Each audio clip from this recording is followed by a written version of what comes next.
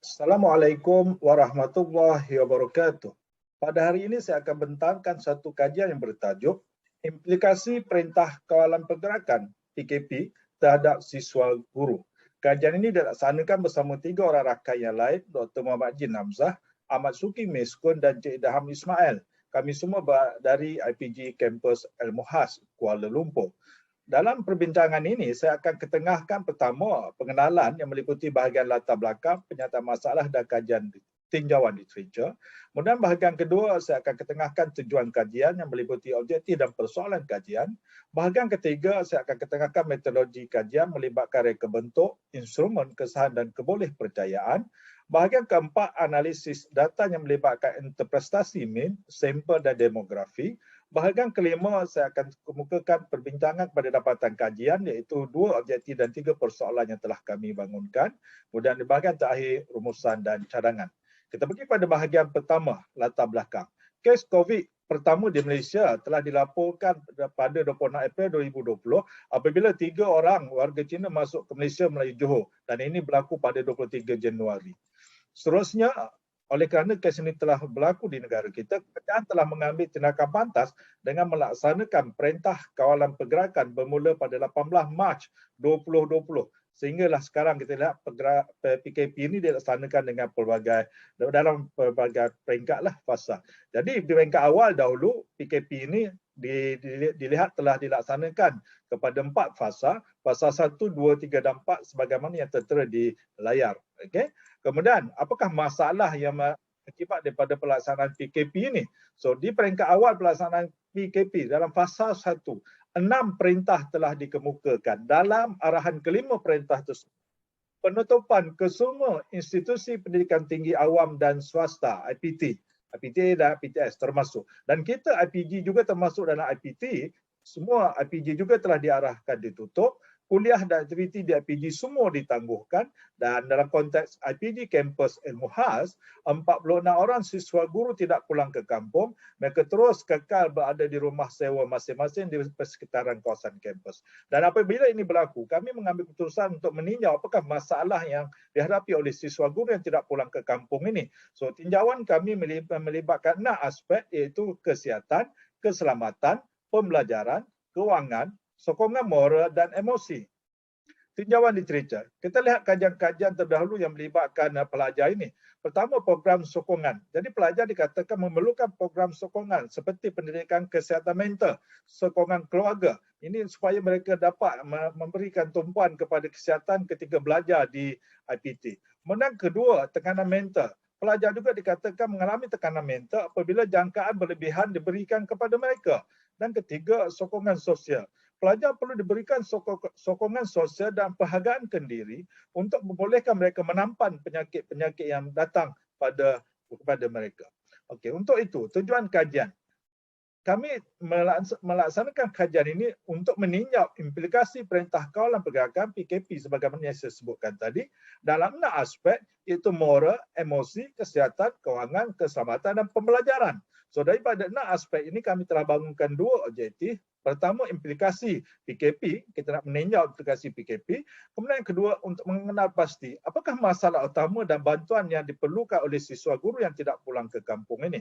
Daripada 2 objektif tersebut, 3 persoalan telah kami ketengahkan. Yang pertama, apakah persepsi terhadap 6 aspek tadi. Kemudian kedua, apakah masalah utama yang dihadapi oleh siswa guru yang tidak pulang ke kampung. Ketiga, bantuan segera yang diperlukan oleh siswa guru ini. Kemudian untuk melaksanakan kajian ini, kita lihat metodologi kajian. Okay, untuk melaksanakan kajian ini, kami telah menggunakan pendekatan mixed method dengan menggunakan kaedah kajian tinjauan.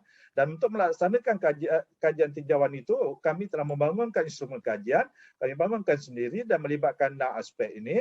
Kemudian setiap item itu dijawab oleh siswa guru dengan menggunakan skala Likert. 1 sangat tidak setuju, begitulah hingga yang kelima sangat setuju. Kemudian dari segi kesahan dan kebolehpercayaan instrumen ini, untuk mendapatkan kesahan kandungan, kami telah merujuk pada 3 orang pakar, iaitu 1 orang ketua jabatan dan 2 orang ketua unit yang terlibat secara langsung dalam pengurusan siswa guru di kampus.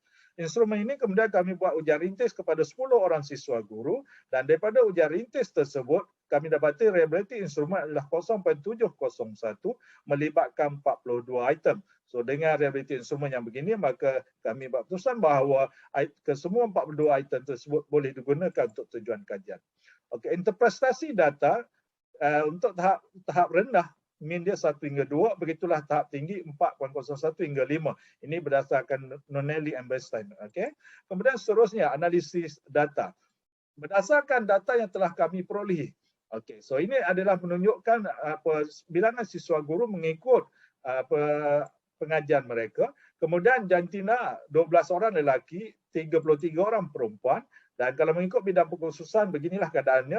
Pengajar Melayu 1, begitu juga pengurusan bahasa Inggeris, jasmani, kesihatan, muzik, pendidikan khas. So pendidikan khas tertinggilah 16 orang. Kemudian seterusnya, analisis data juga menunjukkan dari mana pelajar ini yang tidak pulang ini, dari mana negeri mereka. So 1 hingga 14 negeri, inilah angka-angkanya untuk menunjukkan bilangan pelajar yang tidak pulang. Seterusnya, sebab tidak pulang. Kenapa mereka tidak pulang? 14 orang tidak sempat untuk membeli tiket, seorang tiket telah habis, 3 orang sengaja tidak mahu pulang, 6 orang sepakat dengan rakan untuk tidak pulang, manakala 21 orang atas sebab lain lagi.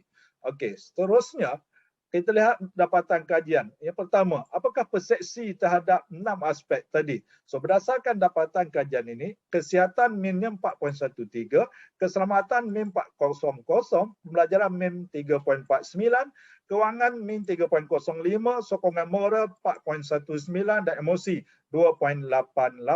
So berdasarkan dapatan ini kami merumuskan bahawa 3 aspek berada pada tahap tinggi iaitu kesihatan, sokongan moral dan keselamatan.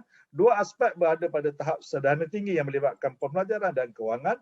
1 aspek berada pada tahap rendah, emosi. Ini kalau kita lihat tahap-tahap mengikut aspek bagi bidang mengikut program pengajian.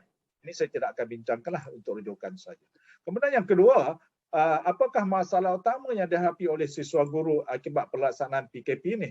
So analisis daripada maklumatlah soalan respon terbuka yang kami perolehi, 11 orang mengatakan ada masalah kewangan, 7 orang bekalan makanan, 6 orang teringin untuk pulang ke kampung kerana pada waktu itu bulan Ramadan telah hampir tiba, 4 orang tugasan yang diberikan terlalu banyak. Kemudian daripada temubuan yang telah kami laksanakan, ada siswa guru mengatakan mereka menghadapi masalah kewangan kerana mereka bukanlah dari golongan keluarga yang berada. Jadi ini antara masalahnya. Kemudian bantuan segera. Apakah bantuan yang segera yang diharapkan oleh siswa guru pada waktu itu? 15 orang mengatakan mereka memerlukan bantuan barangan keperluan makanan. Kemudian 13 orang memerlukan bantuan kewangan. 3 orang lagi ingin pulang ke kampung. So dapatan daripada temubual menunjukkan bahawa siswa guru berasa panik kerana pada waktu itu mereka tidak menjangkakan PKP ini akan berlaku berlanjutan begini. So mereka perlukan bantuan makanan dan sebagainya. Mereka belum bersedia, tak sempat pun nak buat persiapan kerana ia berlaku secara tiba-tiba. Jadi susah, kedai pun banyak yang tutup. Okey, so perbincangan dan rumusan daripada dapatan kajian ini. So kami mendapati berdasarkan kajian ini, 3 aspek berada pada tahap tinggi iaitu sokongan moral, kesihatan dan keselamatan sebagaimana saya jelaskan tadi.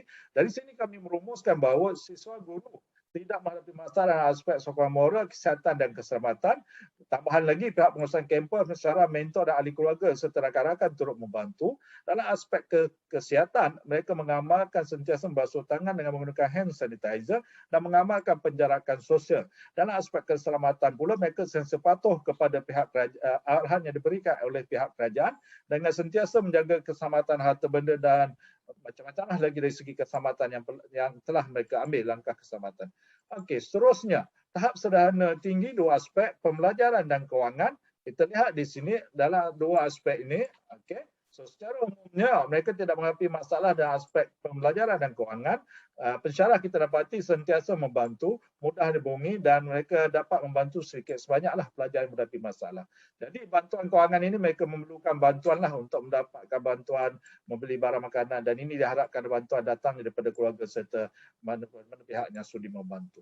Dari segi emosi, satu aspek iaitu rendah. So kita merumuskan bahawa sebenarnya mereka tidak menghadapi masalah emosi, cuma mereka rindukan keluarga nak balik kerana bulan Ramadan telah tiba. Jadi cadangan, kami merumuskan bahawa siswa guru ini masih perlu bantuan khususnya di aspek bekalan makanan dan kewangan. Pensyarah pula disarankan mengurangkan tugasan kerana pembelajaran berlaku secara online, kekangan internet dan kesuntukan masa, dan jika PKP ini dilanjutkan, mereka perlu dibantu supaya dapat pulang ke kampung. Dan ini telah berlaku pun. Mereka telah dibantu untuk pulang ke kampung. Dan selepas PKP tamat adalah disarankan unit psikologi dan kaunseling memberikan khidmat nasihat kepada mana-mana pelajar yang terjejas dari segi emosi mereka. Okay, ini untuk rujukan saja aspek kesihatan, keselamatan, item dan mainnya setiap item, aspek pembelajaran, kewangan, sokongan moral dan aspek emosi. Okay, so itu saja daripada saya dan kumpulan. Terima kasih.